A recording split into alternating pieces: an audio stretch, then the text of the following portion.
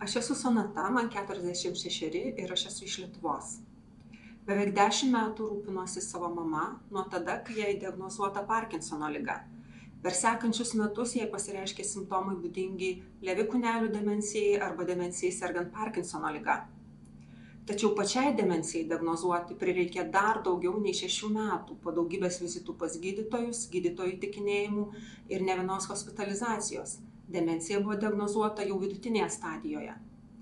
Neprimtina, kad dar ir šiais laikais daugybė žmonių su demencija visoje Europoje susiduria su savalaikės ir teisingos diagnostikos bei podiagnostinės pagalbos savo ir šeimai problema. Raginu Jūs palaikyti kreipimąsi į Europos lyderius, siekiant atkreipti jų dėmesį į demencijos sindromą ir skirti jam prioritetą Europos sveikatos ir socialinės politikos darbotvarkėje.